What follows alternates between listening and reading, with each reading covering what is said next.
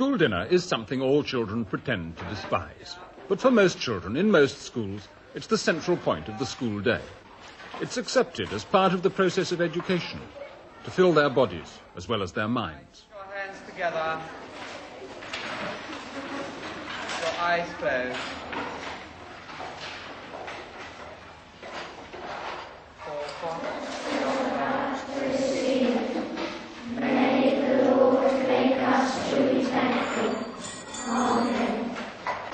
It was part of the great wartime package of social reforms in Britain that each child should have the chance of a subsidised and nourishing meal and a free third of a pint of milk every school day.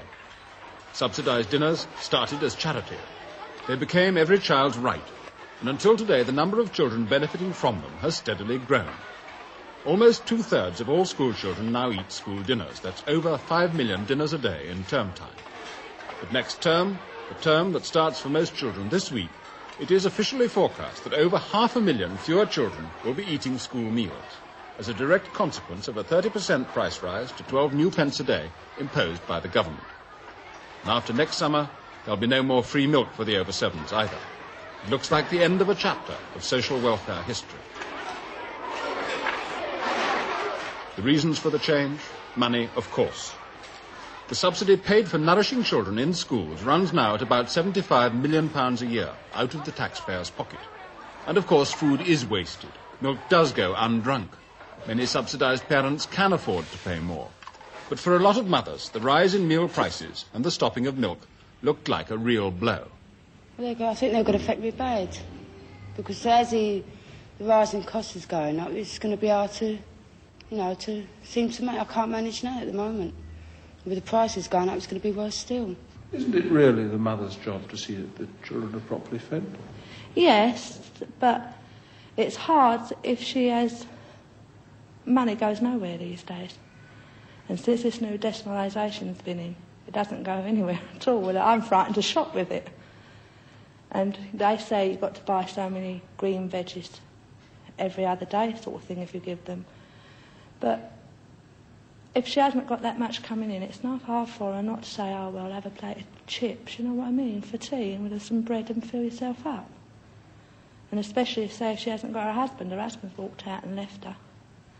Where's the money coming from? Well, I'm not paying the increase in dinner as a protest.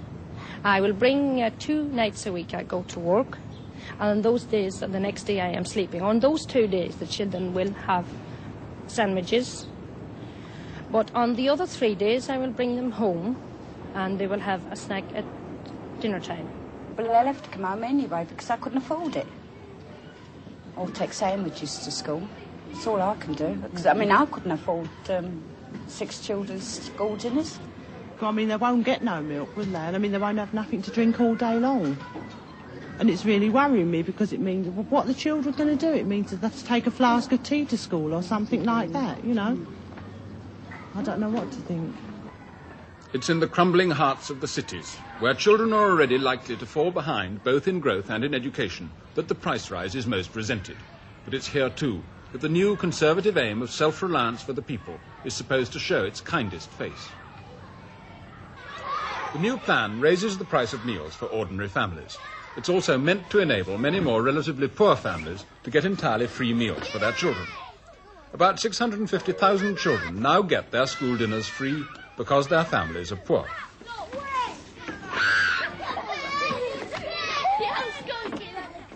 The new rules will entitle 200,000 more children to free meals.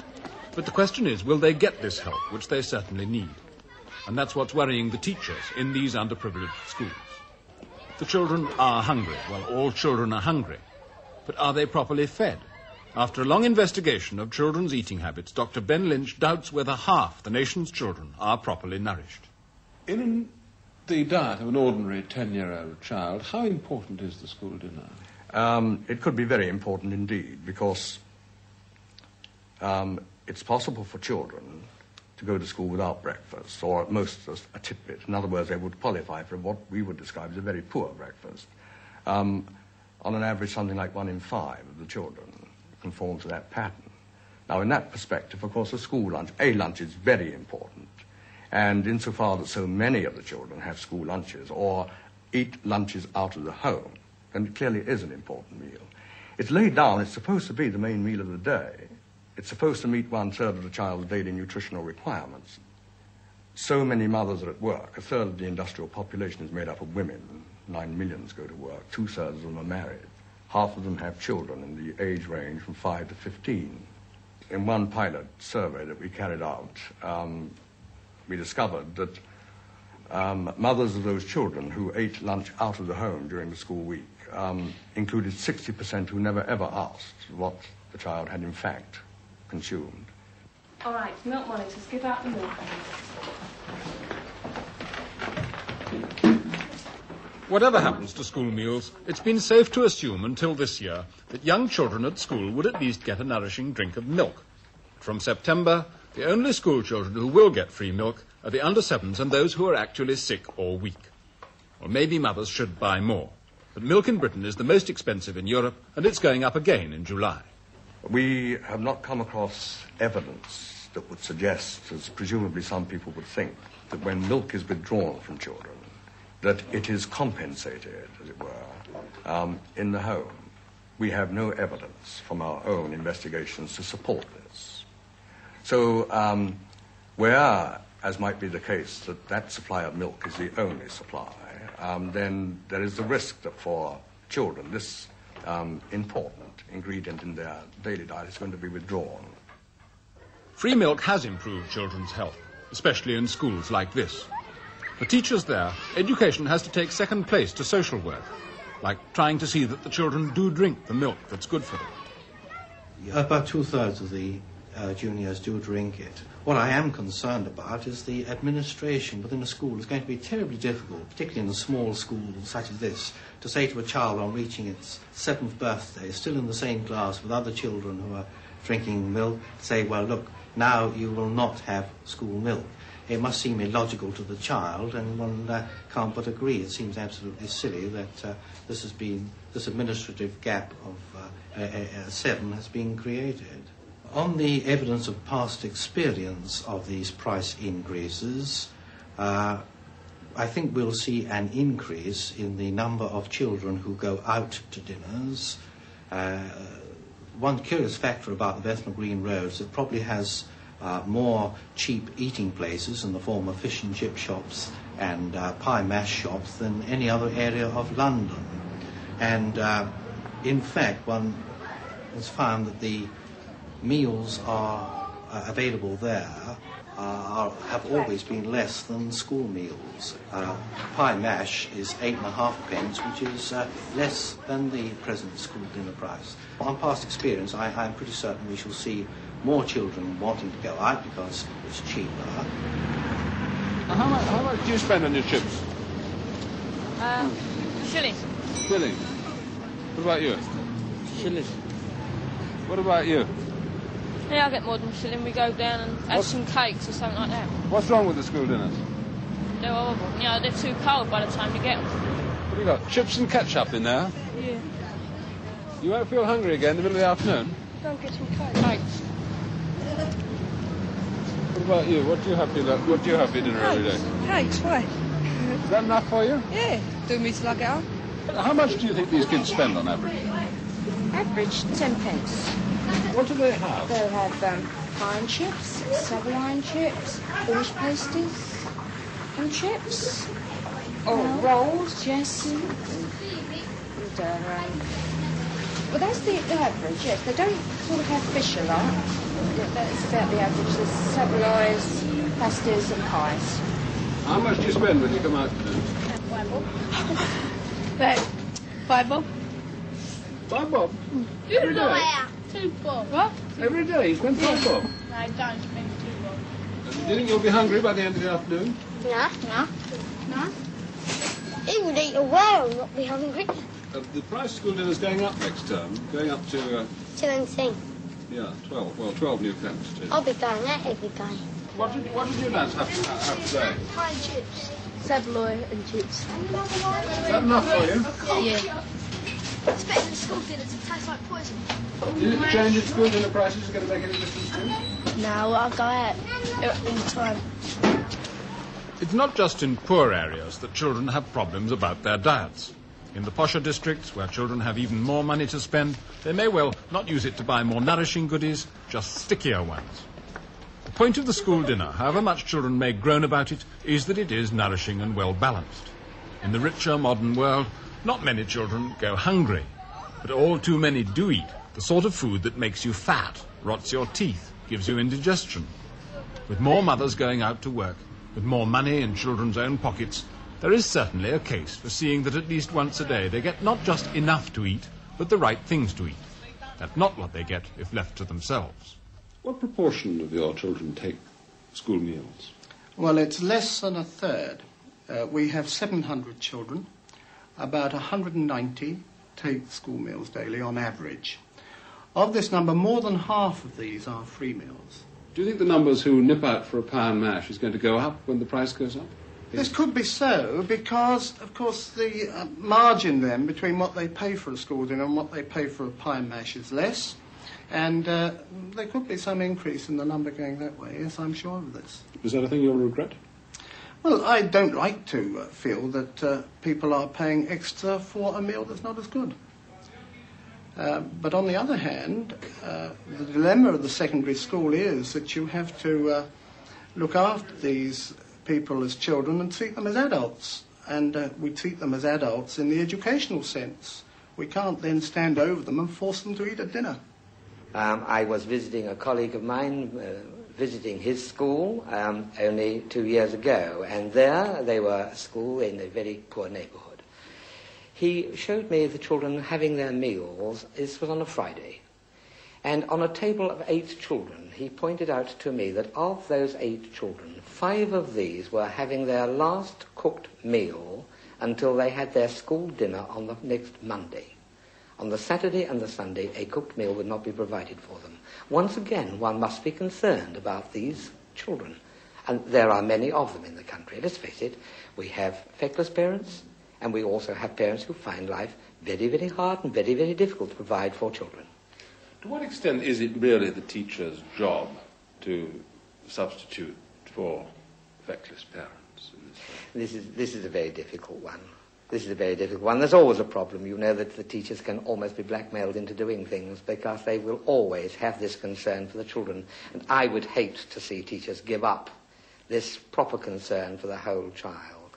How much it is, I don't know. But I would say we hear so often about the 3 partners in education, the teachers in the schools, the local authority and the government. And I think the 3 of them must come together and jointly make a plan which really deals with the problem, looks after the poor and the needy child. You ready as you go in to pay your money? That's it. Have your money ready, please.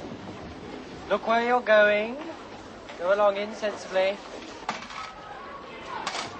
For most children in most schools, paying for meals, even at 60 pence a week, is just part of the discipline. The problems arise in those other areas, where children are already most disadvantaged because their parents are poorest. It's for them that the government's new exemptions from payment are planned. But how do you see that the children in need get free dinners without marking them off as charity children? We've had the ticket sent round to us, a form saying about free dinners, and we've looked into it and we've added all our income up, and we can, I think, qualify for free dinners. But really, it's the kids. The other kids at school say, oh, they've got free dinners. They say they don't know and they'll keep it quiet. But the other kids do, and I think there's nothing so cruel as one child to another. We had a small note about a month ago saying that the charges were being increased after Easter. Just that's all. I haven't heard anything since. Nothing about the milk? No, nothing official on paper about milk. The only thing that we've heard is about through the press and television that milk is being stopped. That's all. One of the claims is that many more people will be entitled to free dinners under this new arrangement. Well, it's all right on form. It's all right, like saying you can have free dinners, but when you get the forms, you're not entitled to it because you're only allowed to earn about £15 a week. It's all red tape, I think. So they'd say you can have it. Theoretically, it's considerably more than that now, under the new rules. Do you know what the new rules are for getting free dinners? Well, no, I got so fed up of filling forms and then being told I can't have it, I just don't bother no more. It's not worth it. It's not worth the aggravation of filling every form. I mean, for 6 children, you've got to fill in 6 forms. And how much you earn, how much you don't earn, how much pocket money you got and all that. And I think it's a cheat. I don't see why you should. It isn't. You've got no, if you've got anything on our purchase, then yeah. Well, we haven't got no privacy, you know what I mean? No privacy. Just because you've got kids. Well, you haven't. They say, oh, well, you can afford it. Now, what man earns £15? There is some. But then again, they're entitled to free dinners. Well, I'm not, so I wouldn't bother with it. But has the school or has anybody told you what you might be entitled to? I mean, this whole system, the system of exemptions from charges is being entirely changed. Have you been told, all of you, what the new rules are? All we've been told is the school dinners are going up. That's all I've been told about it. And, I mean, I used to have half-price dinners after 4. That lasted about 3 weeks, and they knocked it on the head. My children didn't like it because, well, they're made to feel silly. Oh, your mother can't afford it. She's too poor, so you've got to have free dinners. There's nowhere where the children can go in a hall or a room to say, well, I don't have our free dinners. Everyone knows. Everyone in the school knows your child has free dinners. Do your kids' school friends know they have free dinners? Yes, they do. This is why my big girls, they ask me for money to go out, you know. It's noticed. Well, on one time they were saying up a play centre or the other that the kids had cards. Yes. Them who had free dinners. I didn't know about it until some of the kids come back and told me, you know. They said they had special cards or something, them with free dinners. And then, you know... Yeah, I didn't even know that. I didn't know nothing about that till the kids come back from play centres. I stopped sending them anyhow. London's the country's biggest education authority. It's told parents that more children will get free dinners. But it didn't tell them how poor you have to be to qualify. It didn't even let head teachers know that. It's becoming increasingly difficult by the machinery of government to make these claims easily. I asked the authorities at County Hall if I could be provided as a head teacher with an outline of the scale in order that I might give some guidance to a parent who might come to me and say, well, I'm earning so-and-so, my rent is this, would I be eligible? And we've been told by the Department of Education and Science, for example, that parents may go to class teachers or head teachers and get help. Yes. I asked for these scales and I was told that at a policy meeting in County Hall, it had been decided not to give head teachers these scales. So this is not just an administrative error, it is an administrative policy that has definitely been decided. Do you mean to say you are being prevented from helping your parents? What I'm saying is that this position has been deliberately reached. It's not just an accident or oversight of administration. School dinners are nourishing. They can be good to eat. Most people can afford to pay more for what will still be good value. In an ideal and prosperous world, a humanely operated system for seeing that most people pay more while those who can't are helped would get pretty general support. But whatever the intention, it looks as though the new system is neither particularly humane nor specially well operated.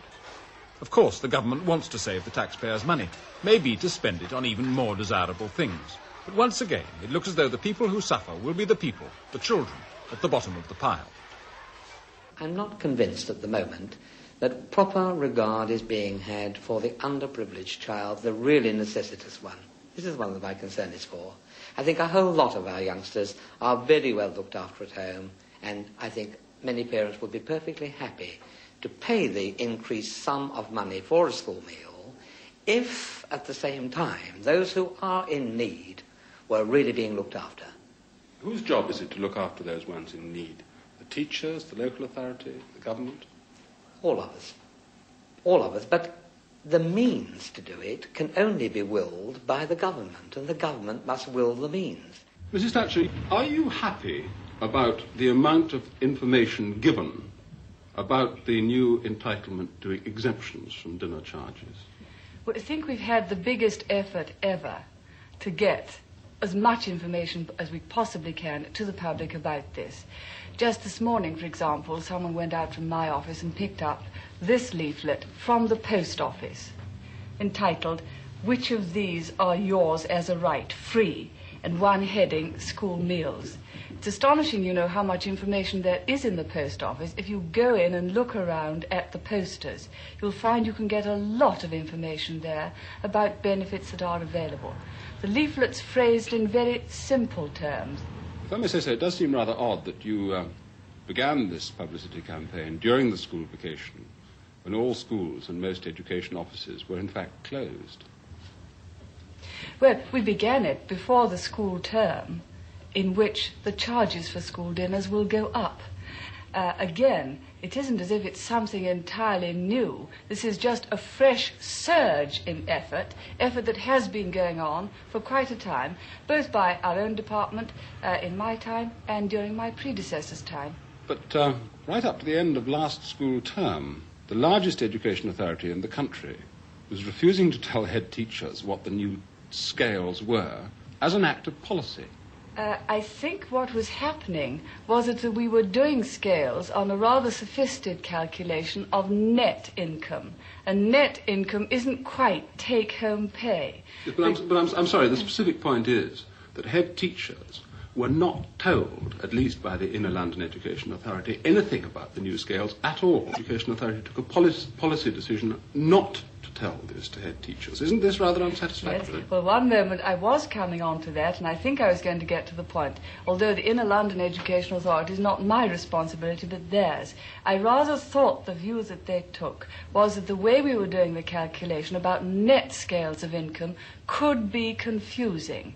And this is one of the reasons why we're now saying, look, you can still get it if this is your gross weekly income, and I hope that now they will at least see that these leaflets are available and the knowledge available to the head teachers. A great many mothers dislike the idea of applying for free school meals because it puts their children in a position that looks like taking charity. Are you satisfied that enough is done to protect children from this? Well, we're constantly urging them to check on this. Every local education authority has received a circular from the department asking them to take special care that no child